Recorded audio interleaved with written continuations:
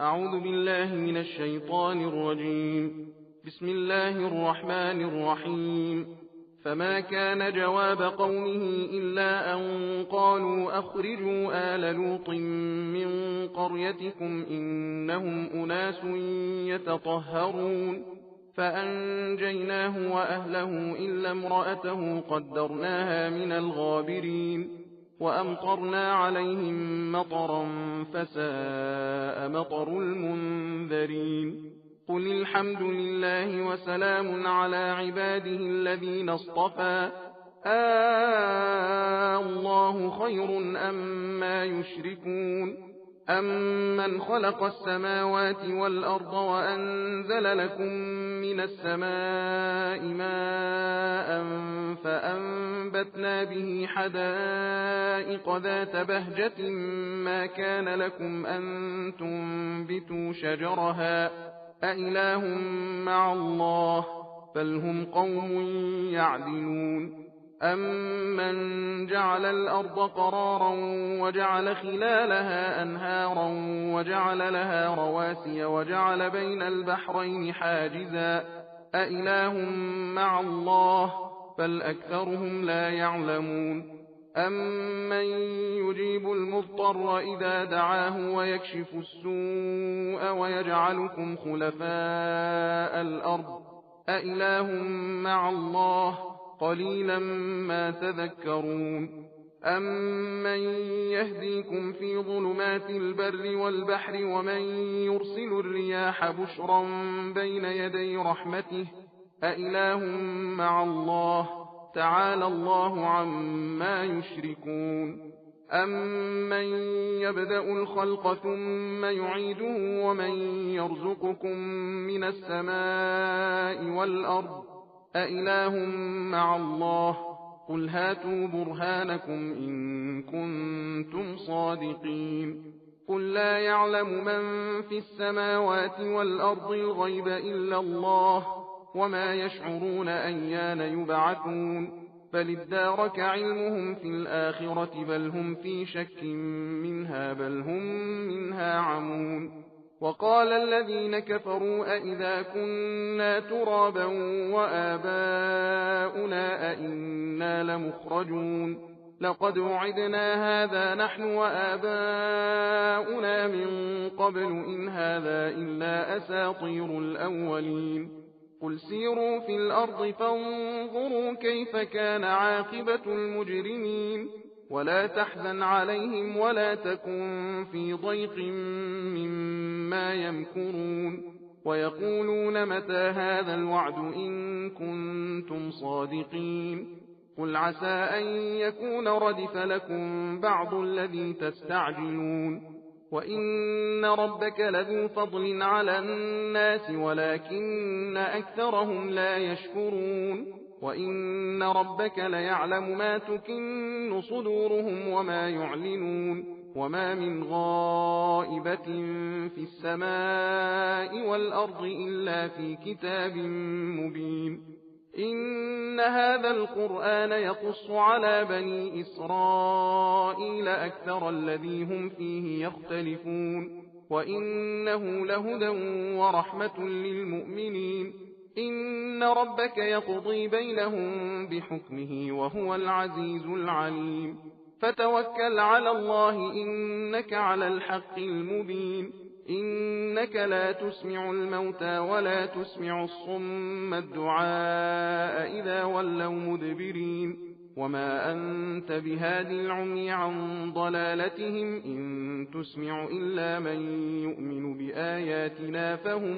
مسلمون وإذا وقع القول عليهم أخرجنا لهم دابة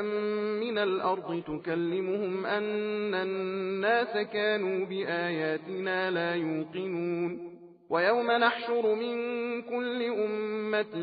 فوجا ممن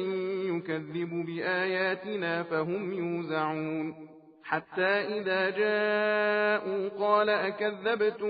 بآياتي ولم تحيطوا بها علما أم ماذا كنتم تعملون ووقع القول عليهم بما ظلموا فهم لا ينطقون ألم يروا أنا جعلنا الليل ليسكنوا فيه والنهار مبصرا إن في ذلك لآيات لقوم يؤمنون ويوم ينفخ في الصور ففزع من في السماوات ومن في الأرض إلا من شاء الله وكل أتوه داخرين وترى الجبال تحسبها جامدة وهي تمر مر السحاب صنع الله الذي أتقن كل شيء إنه خبير بما تفعلون من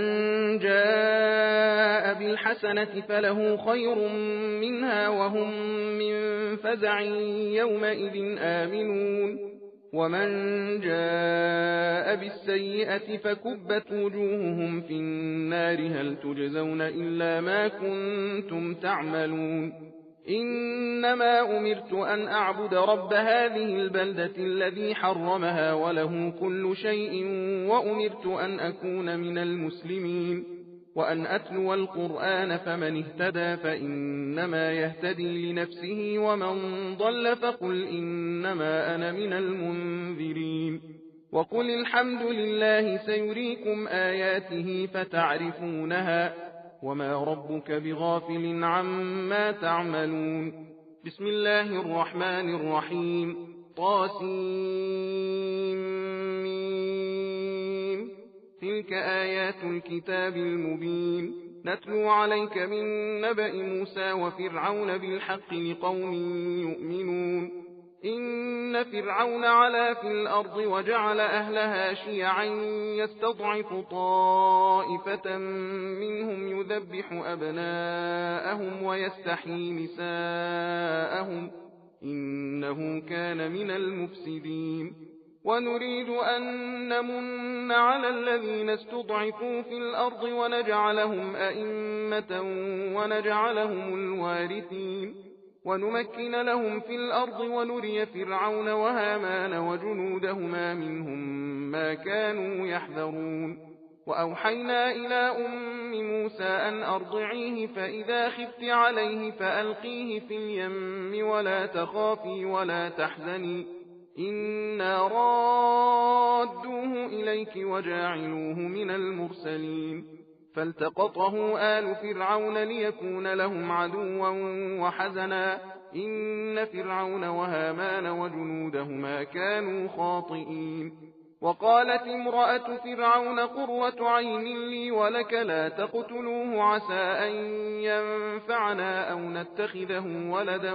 وهم لا يشعرون وأصبح فؤاد أم موسى فارغا إن كادت لتبدي به لولا أن ربطنا على قلبها لتكون من المؤمنين وقالت لأخته قصيه فبصرت به عن جنب وهم لا يشعرون وحرمنا عليه المراضع من قبل فقالت هل أدلكم على أهل بيت يكفلونه لكم وهم له ناصحون فرددناه إلى أمه كي تقر عينها ولا تحزن ولتعلم أن وعد الله حق ولكن أكثرهم لا يعلمون ولما بلغ أشده واستوى آتيناه حكما وعلما وكذلك نجزي المحسنين ودخل المدينة على حين غفلة من أهلها فوجد فيها رجلين يقتتلان هذا من شيعته وهذا من عدوه فاستغاثه الذي من شيعته على الذي من عدوه فوكزه موسى فقضى عليه قال هذا من عمل الشيطان إنه عدو مضل مبين قال رب إني ظلمت نفسي فاغفر لي فغفر له إنه هو الغفور الرحيم قال رب بما أنعمت علي فلن أكون ظهيرا للمجرمين فأصبح في المدينة خائفا يترقب فإذا الذي استنصره بالأمس يستصرخه قال له موسى إنك لغوي مبين فلما أن أراد أن يبطش بالذي هو عدو لهما قال يا موسى أتريد أن تقتلني كما قتلت نفسا بالأمس إن تريد إلا أن تكون جبارا في الأرض وما تريد أن تكون من المصلحين. وجاء رجل من أقصى المدينة يسعى قال يا موسى إن الملأ يأتمرون بك ليقتلوك فاخرج إني لك من الناصحين. فخرج منها خائفا يترقب قال رب نجني من القوم الظالمين. ولما توجه تلقاء مدين قال عسى ربي أن يهديني سواء السبيل. ولما ورد ماء مدين وجد عليه أمة من الناس يسقون ووجد من دونهم امرأتين تذودان قال ما خطبكما قالتا لا نسقي حتى يصدر الرعاء وأبونا شيخ كبير. فسقى لهما ثم تولى إلى الظل فقال رب إني لما أنزلت إلي من خير فقير. فجاءته إحداهما تمشي على استحياء قالت إن أبي يدعوك ليجزيك أجر ما سقيت لنا. فلما جاءه وقص عليه القصص قال لا تخف نجوت من القوم الظالمين. قالت إحداهما يا أبت استأجره إن خير من استأجرت القوي الأمين. قال إني أريد أن أنكحك إحدى ابنتي هاتين على أن تأجرني 8 حجج فإن أتممت 10 فمن عندك وما أريد أن أشق عليك ستجدني إن شاء الله من الصالحين. قال ذلك بيني وبينك أيما الأجلين قضيت فلا عدوان علي والله على ما نقول وكيل. فلما قضى موسى الأجل وسار بأهله آنس من جانب الطور نارا قال لأهلهم كثوا إني آنست نارا لعلي آتيكم منها بخبر أو جذوة من النار لعلكم تصطلون. فلما أتاها نودي من شاطئ الوادي الأيمن في البقعة المباركة من الشجرة أن يا موسى إني أنا الله رب العالمين وأن ألق عصاك. فلما رآها تهتز كأنها جان ولا مدبرا ولم يعقب يا موسى أقبل ولا تخف إنك من الآمنين. أسلك يدك في جيبك تخرج بيضاء من غير سوء واضمم إليك جناحك من الرهب فذلك برهانان من ربك إلى فرعون وملئه إنهم كانوا قوما فاسقين. قال رب إني قتلت منهم نفسا فأخاف أن يقتلون وأخي هارون هو أفصح مني لسانا فأرسله معي يرد أن يصدقني إني أخاف أن يكذبون. قال سنشد عضدك بأخيك ونجعل لكما سلطانا فلا يصلون إليكما بآياتنا أنتما ومن اتبعكما الغالبون. فلما جاءهم موسى بآياتنا بينات قالوا ما هذا إلا سحر مفترى وما سمعنا بهذا في آبائنا الأولين. وقال موسى ربي أعلم بمن جاء بالهدى من عنده ومن تكون له عاقبة الدار إنه لا يفلح الظالمون. وقال فرعون يا أيها الملأ ما علمت لكم من إله غيري فأوقد لي يا هامان على الطين فاجعل لي صرحا لعلي أطلع إلى إله موسى وإني لأظنه من الكاذبين. واستكبر هو وجنوده في الأرض بغير الحق وظنوا أنهم إلينا لا يرجعون. فأخذناه وجنوده فنبذناهم في اليم فانظر كيف كان عاقبة الظالمين. وجعلناهم أئمة يدعون إلى النار ويوم القيامة لا ينصرون. وأتبعناهم في هذه الدنيا لعنة ويوم القيامة هم من المقبوحين. ولقد آتينا موسى الكتاب من بعد ما أهلكنا القرون الأولى بصائر للناس وهدى ورحمة لعلهم يتذكرون وما كنت بجانب الغربي إذ قضينا إلى موسى الأمر وما كنت من الشاهدين ولكننا أنشأنا قرونا فتطاول عليهم العمر وما كنت ثاويا في أهل مدين تتلو عليهم آياتنا ولكننا كنا مرسلين وما كنت بجانب الطور إذ نادينا ولكن رحمة من ربك لتنذر قوما ما أتاهم من نذير من قبلك لعلهم يتذكرون ولولا أن تصيبهم مصيبة بما قدمت أيديهم فيقولوا ربنا لولا أرسلت إلينا رسولا فنتبع آياتك ونكون من المؤمنين فلما جاءهم الحق من عندنا قالوا لولا أوتي مثل ما أوتي موسى أولم يكفروا بما أوتي موسى من قبل قالوا سحران تظاهرا وقالوا إنا بكل كافرون قل فأتوا بكتاب من عند الله هو أهدى منه ما أتبعه إن كنتم صادقين فإن لم يستجيبوا لك فاعلم أنما يتبعون أهواءهم ومن أضل ممن اتبع هواه بغير هدى من الله إن الله لا يهدي القوم الظالمين ولقد وصلنا لهم القول لعلهم يتذكرون الذين آتيناهم الكتاب من قبله هم به يؤمنون وإذا يتلى عليهم قالوا آمنا به إنه الحق من ربنا إنا كنا من قبله مسلمين أولئك يؤتون أجرهم مرتين بما صبروا ويدرؤون بالحسنة السيئة ومما رزقناهم ينفقون وإذا سمعوا اللغو أعرضوا عنه وقالوا لنا أعمالنا ولكم أعمالكم سلام عليكم لا نبتغي الجاهلين إنك لا تهدي من أحببت ولكن الله يهدي من يشاء وهو أعلم بالمهتدين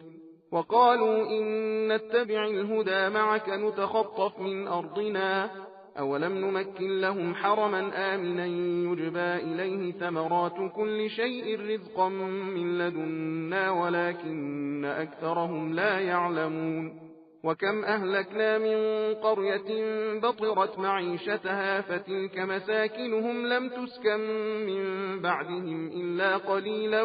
وكنا نحن الوارثين وما كان ربك مهلك القرى حتى يبعث في أمها رسولا يتلو عليهم آياتنا وما كنا مهلك القرى إلا وأهلها ظالمون وما أوتيتم من شيء فمتاع الحياة الدنيا وزينتها وما عند الله خير وأبقى أفلا تعقلون أفمن وعدناه وعدا حسنا فهو لاقيه كمن متعناه متاع الحياة الدنيا ثم هو يوم القيامة من المحضرين ويوم يناديهم فيقول أين شركائي الذين كنتم تزعمون قال الذين حق عليهم القول ربنا هؤلاء الذين أغويناهم كما غوينا تبرأنا إليك ما كانوا إيانا يعبدون وقيل ادعوا شركاءكم فدعوهم فلم يستجيبوا لهم ورأوا العذاب لو أنهم كانوا يهتدون ويوم يناديهم فيقول ماذا أجبتم المرسلين فعميت عليهم الأنباء يومئذ فهم لا يتساءلون فأما من تاب وآمن وعمل صالحا فعسى أن يكون من المفلحين وربك يخلق ما يشاء ويختار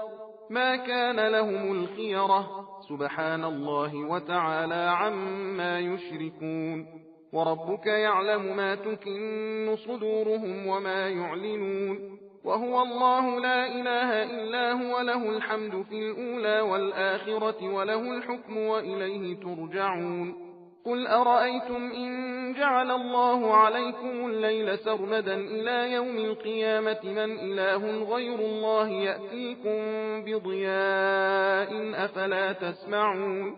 قل أرأيتم إن جعل الله عليكم النهار سرمدا إلى يوم القيامة من إله غير الله يأتيكم بليل تسكنون فيه أفلا تبصرون ومن رحمته جعل لكم الليل والنهار لتسكنوا فيه ولتبتغوا من فضله ولعلكم تشكرون ويوم يناديهم فيقول أين شركائي الذين كنتم تزعمون ونزعنا من كل أمة شهيدا فقلنا هاتوا برهانكم فعلموا أن الحق لله وضل عنهم ما كانوا يفترون إن قارون كان من قوم موسى فبغى عليهم وآتيناه من الكنوز ما إن مفاتحه لتنوء بالعصبة أولي القوة إذ قال له قومه لا تفرح إن الله لا يحب الفرحين وابتغ فيما آتاك الله الدار الآخرة ولا تنس نصيبك من الدنيا وأحسن كما أحسن الله إليك ولا تبغ الفساد في الأرض إن الله لا يحب المفسدين قال إنما أوتيته على علم عندي أولم يعلم أن الله قد أهلك من قبله من القرون من هو أشد منه قوة وأكثر جمعا ولا يسأل عن ذنوبهم المجرمون فخرج على قومه في زينته قال الذين يريدون الحياة الدنيا يا ليت لنا مثل ما أوتي قارون إنه لذو حظ عظيم وقال الذين أوتوا العلم ويلكم ثواب الله خير لمن آمن وعمل صالحا ولا يلقاها إلا الصابرون فخسفنا به وبداره الأرض فما كان له من فئة ينصرونه من دون الله وما كان من المنتصرين وأصبح الذين تمنوا مكانه بالأمس يقولون ويكأن الله يبسط الرزق لمن يشاء من عباده ويقدر لولا أمن الله علينا لخسف بنا ويكأنه لا يفلح الكافرون تلك الدار الآخرة نجعلها للذين لا يريدون علوا في الأرض ولا فسادا والعاقبة للمتقين من جاء بالحسنة فله خير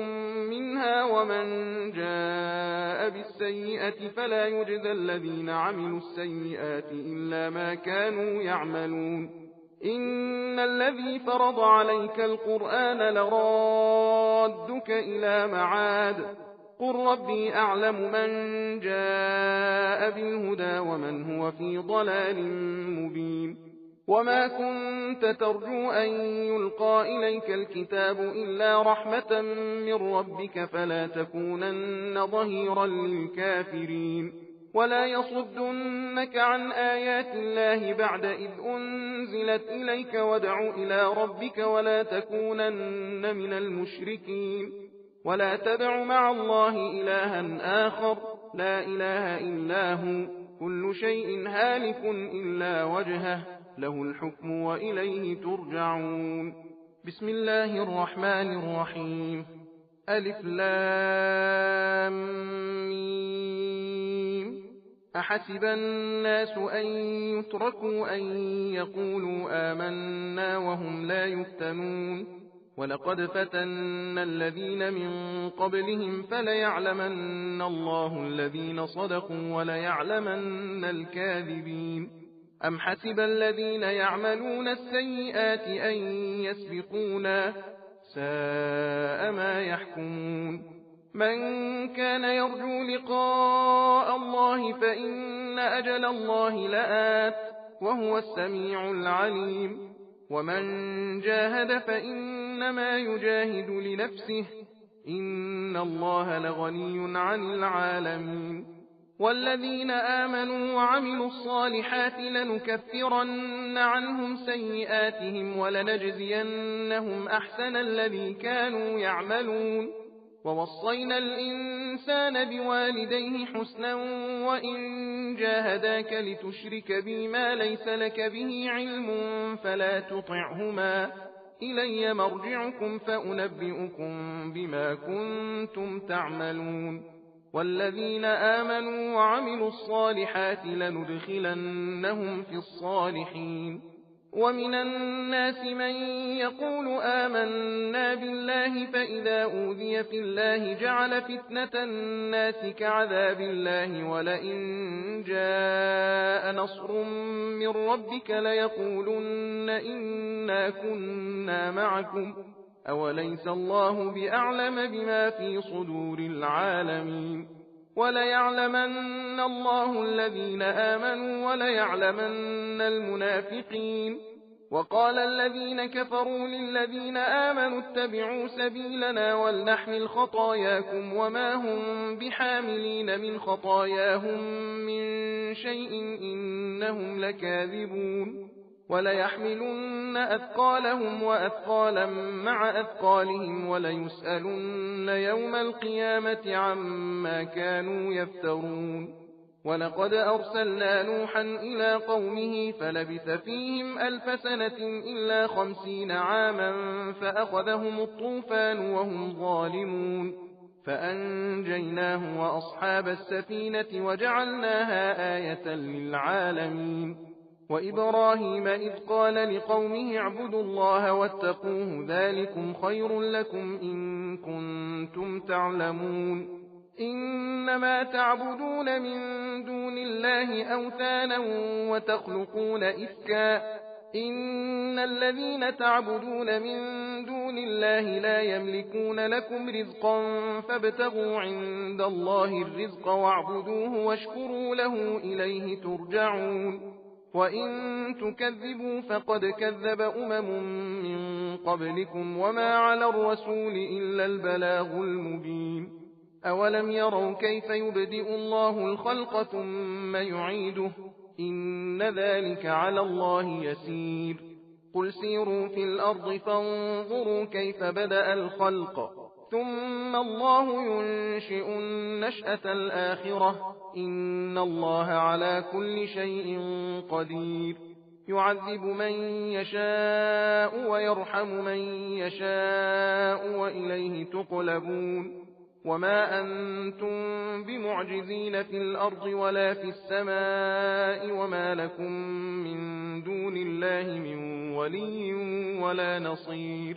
والذين كفروا بآيات الله ولقائه أولئك يئسوا من رحمتي وأولئك لهم عذاب أليم.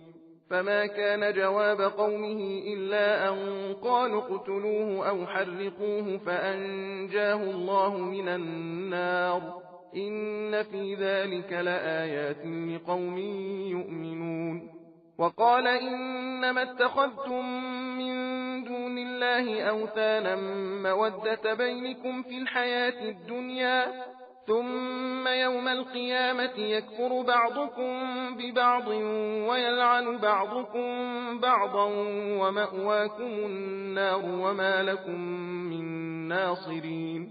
فآمن له لوط وقال إني مهاجر إلى ربي إنه هو العزيز الحكيم. ووهبنا له إسحاق ويعقوب وجعلنا في ذريته النبوة والكتاب وآتيناه أجره في الدنيا وإنه في الآخرة لمن الصالحين. ولوطا إذ قال لقومه إنكم لتأتون الفاحشة ما سبقكم بها من أحد من العالمين أئنكم لتأتون الرجال وتقطعون السبيل وتأتون في ناديكم المنكر. فما كان جواب قومه إلا أن قالوا ائتنا بعذاب الله إن كنت من الصادقين. قال رب انصرني على القوم المفسدين ولما جاءت رسلنا إبراهيم بالبشرى قالوا إنا مهلكو أهل هذه القرية إن أهلها كانوا ظالمين قال إن فيها لوطا قالوا نحن أعلم بمن فيها لننجينه وأهله إلا امرأته كانت من الغابرين ولما أن جاءت رسلنا لوطا سيء بهم وضاق بهم ذرعا وقالوا لا تخف ولا تحزن إنا منجوك وأهلك إلا امرأتك كانت من الغابرين إنا منزلون على أهل هذه القرية رجزا من السماء بما كانوا يفسقون ولقد تركنا منها آية بينة لقوم يعقلون وإلى مدين أخاهم شعيبا فقال يا قوم اعبدوا الله وارجوا اليوم الآخر ولا تعثوا في الأرض مفسدين فكذبوه فأخذتهم الرجفة فأصبحوا في دارهم جاثمين وعادا وثمود وقد تبين لكم من مساكنهم وزين لهم الشيطان أعمالهم فصدهم عن السبيل وكانوا مستبصرين وقارون وفرعون وهامان ولقد جاءهم موسى بالبينات فاستكبروا في الأرض وما كانوا سابقين فكلا أخذنا بذنبه فمنهم من أرسلنا عليه حاصبا ومنهم من أخذته الصيحة ومنهم من خسفنا به الأرض ومنهم من أغرقنا وما كان الله ليظلمهم ولكن كانوا أنفسهم يظلمون مثل الذين اتخذوا من دون الله أولياء كمثل العنكبوت اتخذت بيتا وإن أوهن البيوت لبيت العنكبوت لو كانوا يعلمون إن الله يعلم ما يدعون من دونه من شيء وهو العزيز الحكيم وتلك الأمثال نضربها للناس وما يعقلها إلا العالمون خلق الله السماوات والأرض بالحق إن في ذلك لآية للمؤمنين صدق الله العلي العظيم إنا هديناه السبيل إما شاكرا